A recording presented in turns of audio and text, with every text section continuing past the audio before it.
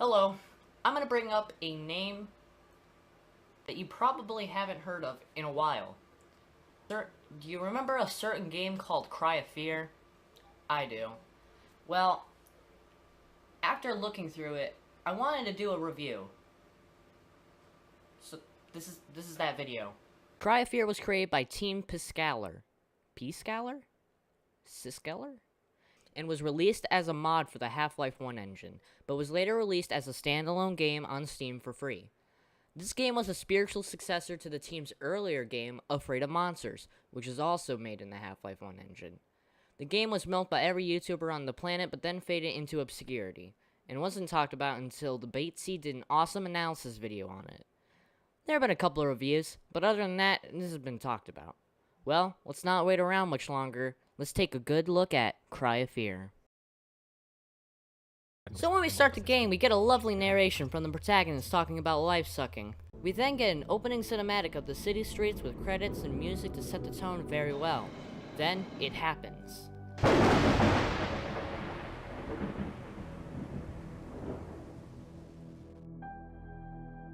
So on the train, we finally meet our protagonist. No, this isn't an edgier version quite. This kid is Simon Henriksen. Doesn't he look ecstatic? He then walks down the sidewalk, meeting his doom. Some flashes of spooky things, and then we end up in a room with a camera. In the void, we take photos of X's to reveal encouraging messages. After some wandering, this happens.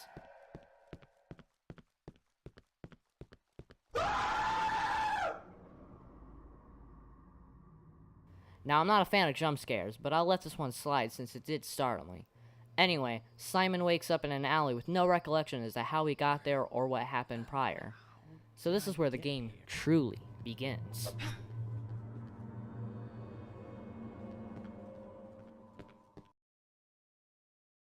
Something I want to point out that's kind of cool is that you can dual wield with the phone and the knife to provide a light source while defending yourself. This will become more prominent later on. Visually, the game looks wonky, but these visuals fit in well with the tone and atmosphere of the game. The grit and simplicity helps this game rather than bringing it down. And I gotta say, this opening section is really good at building up a terrifying atmosphere. Just wandering around these city streets is just really cool and suspense building.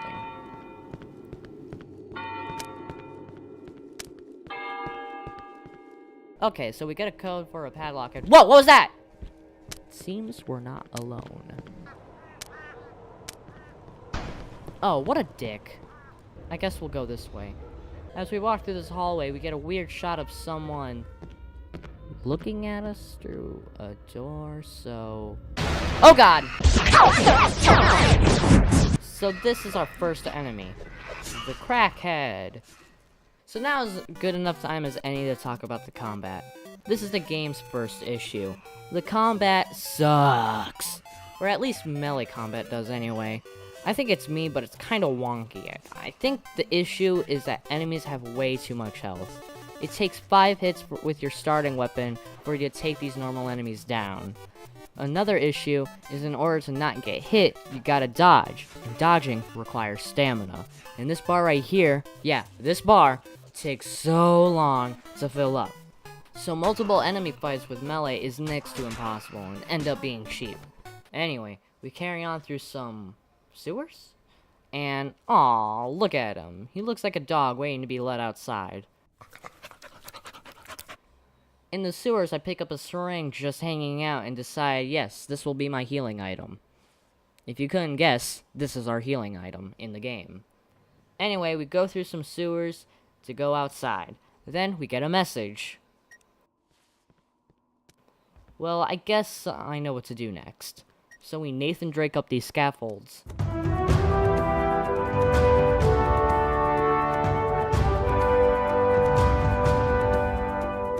To get into the apartments.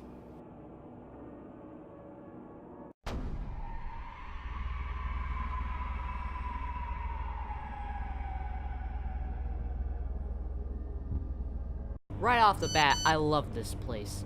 The music sets the tone, and the first thing we see is a note detailing happy things. It's really creepy.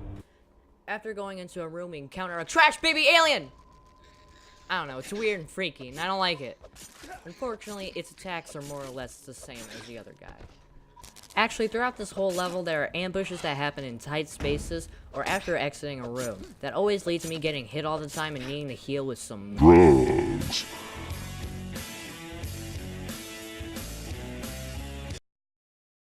Anyway, we are trying to get to the 4th floor, and after this happens...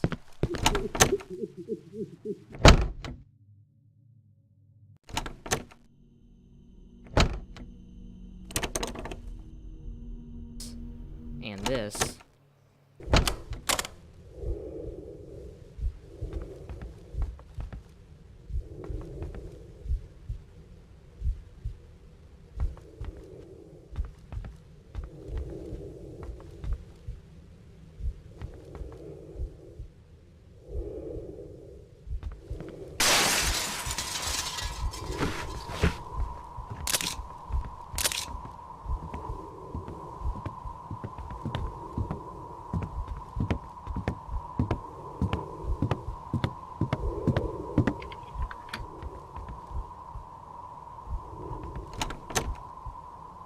I start noticing something. The sound design / music is amazing. Every single background noise, ambience, music, and other thing is just great. Every one of these things just got to me. I love it.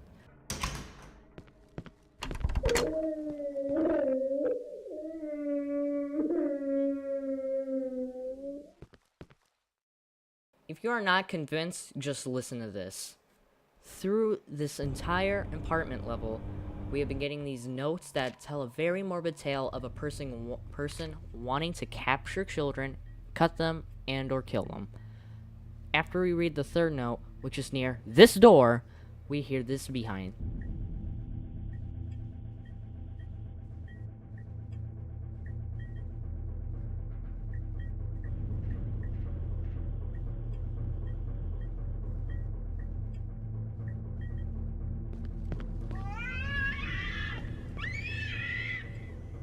Isn't that horrific? This scream got to me, and I was anxious throughout the whole level. In fact, the enemies reflect the children in the notes. After exploring, we get a gun. Sweet! What isn't so sweet is the way reloading works. You know how in every single video game ever with guns, when you pick up ammunition, you get the amount of bullets? Well, in this game, you get clips. And once you use a clip, the bullets in that former clip...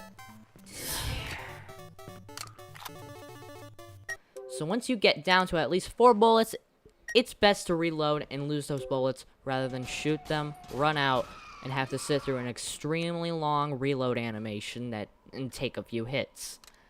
This isn't so bad. If only you could reload while dual wielding. This is so dumb. 90% of this game takes place in the dark, so once you encounter an enemy and run out of bullets, you gotta put away the flashlight, take out the gun, reload, and then shoot them. It's dumb. So after taking the elevator in the basement, we arrive to the 4th floor. Hooray! Then we go into his room, and he's dead. Aww. This is weird because he texted us as we approached the room. And when we got here, it looks like he's been dead for a while. My theory is that a ghost has been texting us. I don't know, ghosts can text, right? Ew, don't touch it, Simon, gross! And someone blocked the door. Damn. The next step in Escape from Apartment Land is to go out the balcony. Just then, we're attacked by a sitcom mom.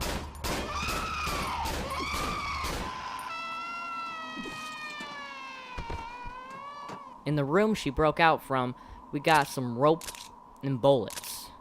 So we Nathan Drake down the balcony. No cutscene. I guess it's time to leave. But wait! There's bars in places where there were no bars before, and the window we came from is blocked. Well, we got a key to the basement from that dead guy, so our next course of action is to go there. On our way there, however, we meet another new enemy. His attacks are again more or less the same as everybody else.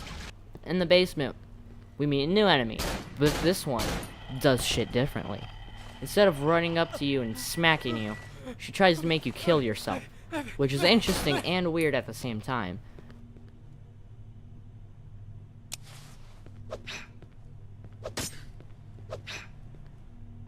Just then, we come upon what can only be described as a fun chamber. You know, you swing on this, play on that, and watch movies. It's fun. But I guess we gotta find out what's on this tape. And then we come across that door again with even more noises.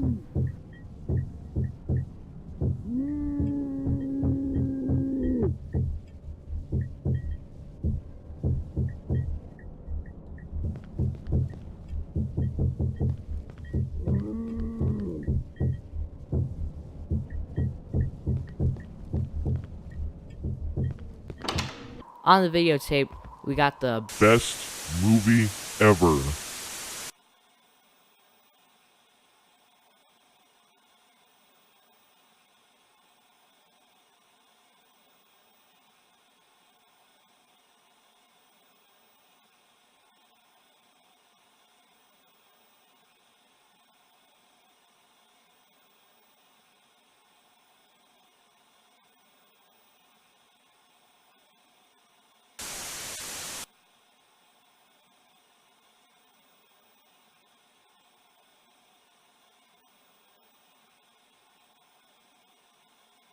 Yeah, that was kind of dumb. All jokes aside, he has a code to the elevator written on his chest. I know this because it was mentioned on a note somewhere. Alright, where does this elevator take us? Oh god, oh my. This is bad. No, not good at all. This seems to last a minute as we enter a room with...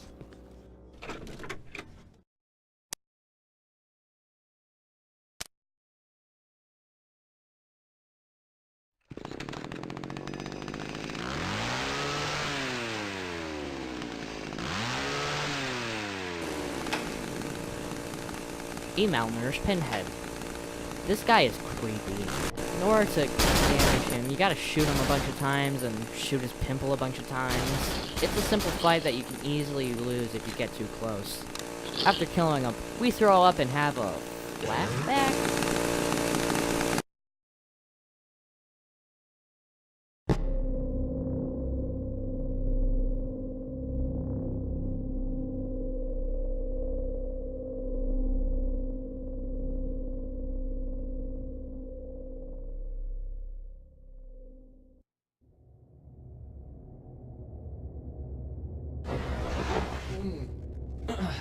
Did I pass out? Then we wake up and meet the most trustworthy person on this planet. No way he's crazy or anything. Who are you then? I'm nobody. What? You shouldn't be here. It's very dangerous. Wait, why are you wearing a gas mask? Are you stupid or something? Do I look like I want to turn into one of them? I can't trust you. I don't know if you're real. Just leave me alone.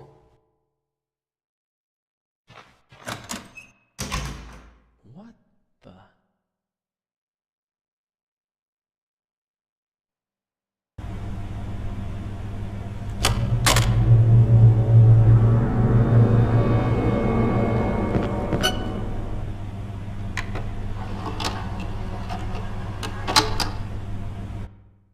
After leaving, we finally get an upgrade to our puny tiny knife, the nightstick. This weapon deals more damage but has slower attack speed. I don't care, I'm gonna get it. In an alley, we see a magazine with a number on it. When we call it, we get this. Hello? Hello? Who is this?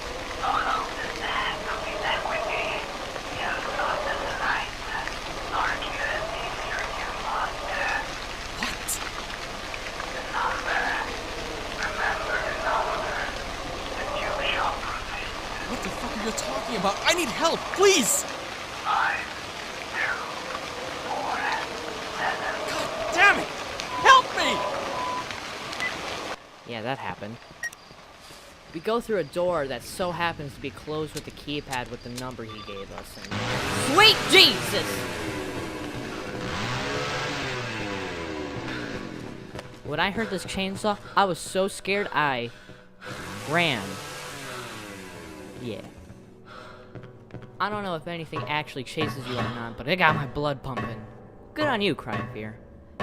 We go down a ladder to meet these things that make gross noises and are just overall gross. I don't like them.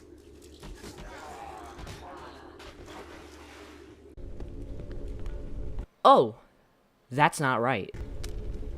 So we end up at this cave sewer place, and we do some running around. Grab a shotgun, the usual. This place is not that interesting. You go to point A to point B and back with enemies along the way. Oh, it was a sewer.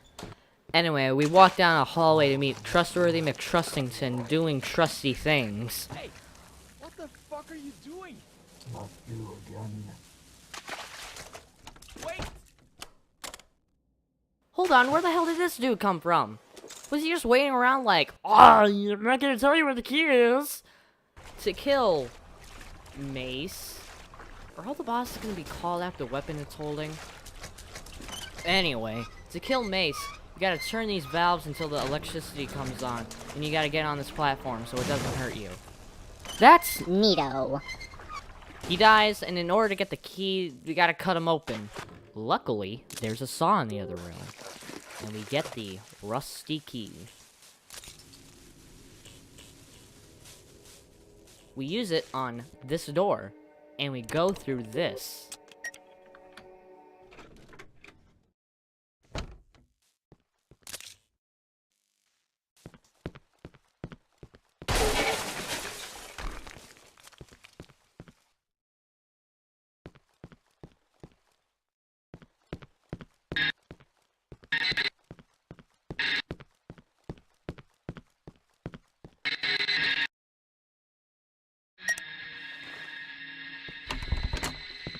This transition is awesome in my opinion, and I think it works with just how quickly it happens. Anyway, we go down this hallway with hurtful writings. Oh, that's just mean. Then, down a hallway, hands start coming up to hurt us.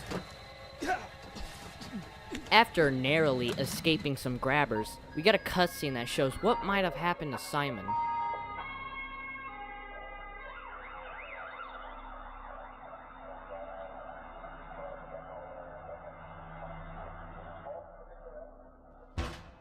Damn it! What was that? Hallucinations? Am I going insane? Shit.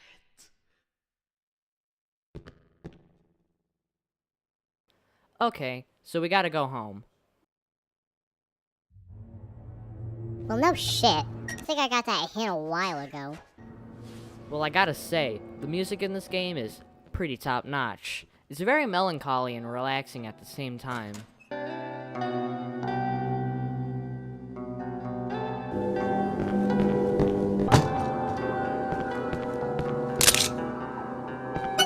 So Simon makes the plan to use the subway to get home.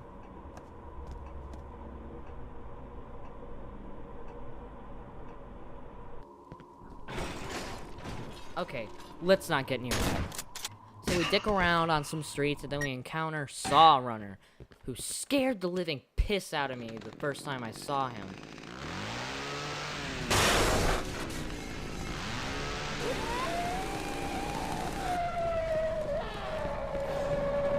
These chase sequences are very panicking-inducing. Anyway, we end up over this railing and we walk around and end up at another apartment building with this texture that happens in front of me. After exploring, we find a door that explodes with a jump scare. There have been jump scares in this game, but these happen rarely, so it hasn't become an issue. After going through some apartments, we come upon a park with a really cool puzzle. Actually, this puzzle is very Silent Hill-esque. I mean, you know, you got your cryptic riddle, moving pieces, and animals. We solve it, and it... Unlocks this door. That's weird. You get a key and a... Fucking sniper rifle. And this is where the second issue arises. You see, throughout this whole game, we've only had 6 spaces of inventory space. This wasn't that bad because the apartment level was linear with very few items to keep. But here, from then on out, it becomes a task on dropping weapons and health items for key items. But right now, this issue isn't as bad as it will become later in the game. Anyway, I use the key and come back for the sniper rifle. No big deal. Then we encounter the most treacherous of foes. Bed people! These guys shoot, and you obviously need a gun to kill them. Found out that the best strategy in fighting them is just run under them and apply the auto clicker. Anyway, while wandering, I encounter an odd glitch.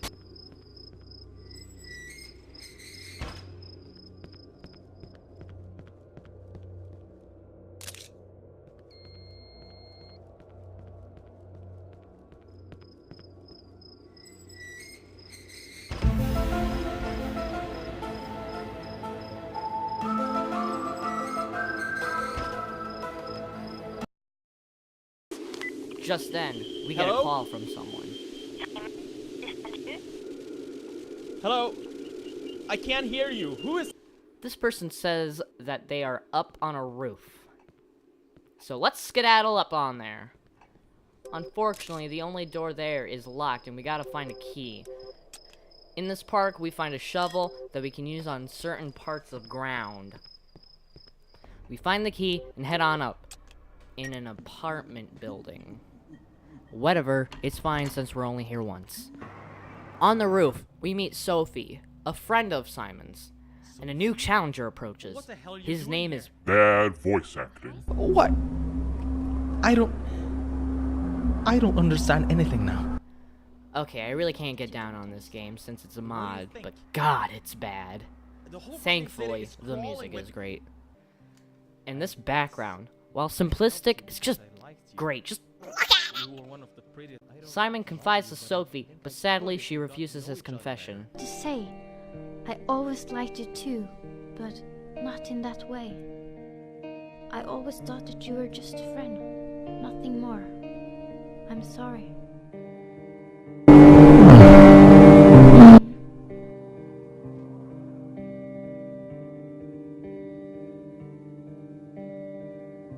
But... Oh, shit. Damn, so much stuff has happened lately. All this craziness, the darkness, and... What the darkness? monsters- What the hell are you talking about? You mean this? 'Cause this right here. This isn't darkness, this is hell. I think I'm going crazy. I'm so glad I found you. Yeah, I wanted to talk to you. To get away from it all. Sophie starts talking a little odd and then jumps off the roof. No, no, no! Simon then has to fight Carcass, which is an odd name considering the other 2 fights. I was expecting his name to be Chair. This fight is a piece of cake. Just hide a bit and shoot him with the rifle. What's interesting about this fight is that we can leave it and carry on as normal, which affects the ending. Honestly, pretty cool.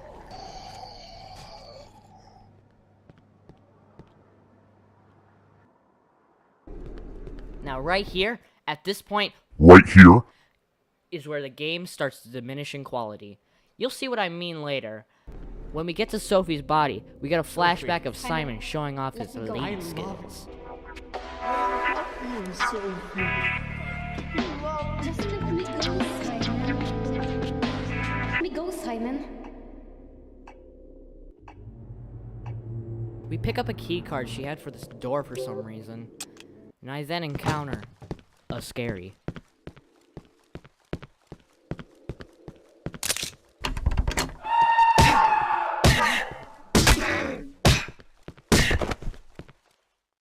This scare got me. I don't know why. I'll give you that one, Cry of Fear.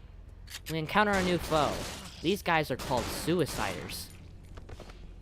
We finally reach the subway. Unfortunately, it needs a fuse. And where do we get one?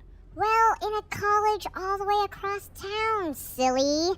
Where did you think? There's only one way to go, so let's go there. Then I died. This is unfair. How could I have known that he was coming that quickly? Anyway, I find this button that makes the clock go faster on this curb.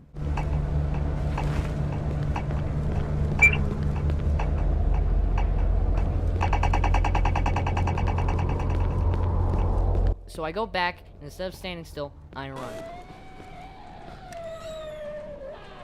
I pull the old gate-in-your-face trick, and that beats him. Oh, look at this! More backdrops! I love these still! We get a new weapon, and we platform our way around some More apartments. to get to a street with a college. Before we enter the college, some nice music plays, and I like it. Again, keeping that melancholy tone. Man, that's a hard word to say. This place is brightly lit and offers a nice feeling of comfort and peace when exploring this place.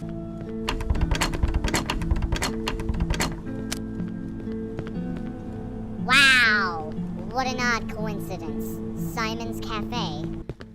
It seems that we have entered the abyss, fellas. But this doesn't last long, however, since the place goes from 0 to 100 in mere seconds. Once we pick up this fuse, we get ambushed, and these monsters start appearing.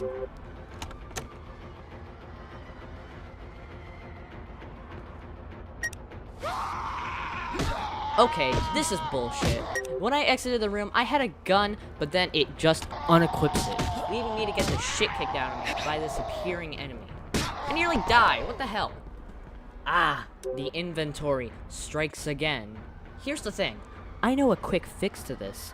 Just make it so that keys and key items don't take up inventory space. Or have more inventory space. Is it that hard? Damn! Anyway, we get the key and leave. Talk about higher education.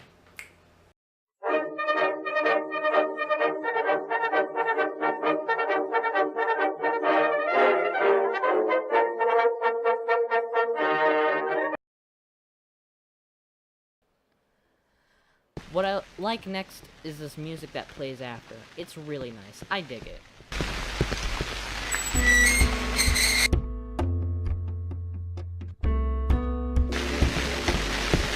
Okay, children, say bye to the awesome backdrop.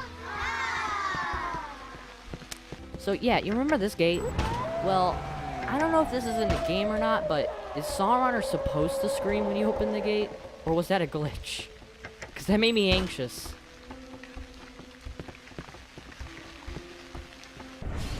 We get back to the subway and we put the thingy in.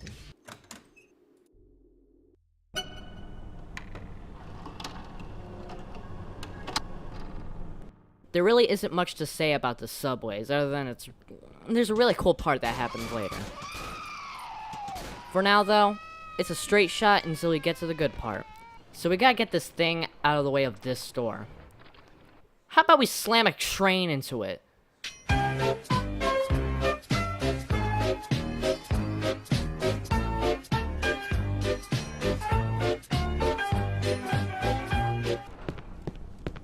Wait, what's this? Low battery? Uh-oh. Oh no. Okay, so we just lost our only light source. Great. No, that's fine. I don't think the next area is gonna be that dark anyway. Okay, beginner's trap. Don't drop the phone. We get a new battery later. So here comes one of my favorite parts in the whole game. This whole section is great. The ambient noises really sell this section for me.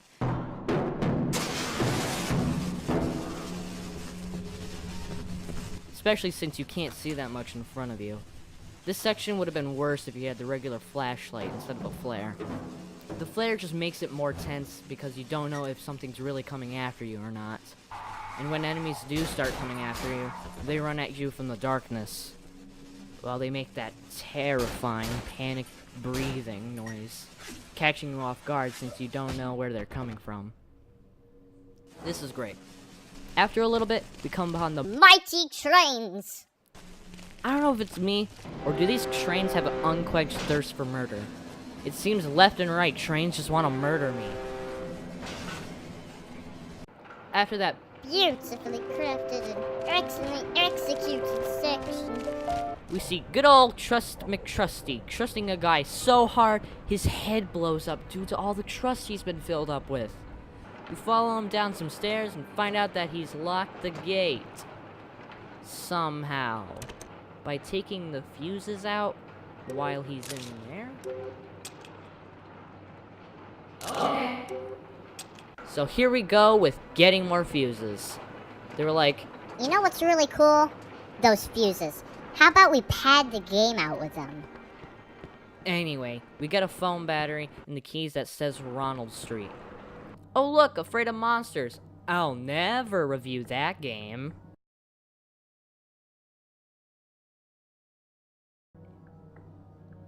So let's go down Preston Road and through this bus. So holy shit, is that an M16?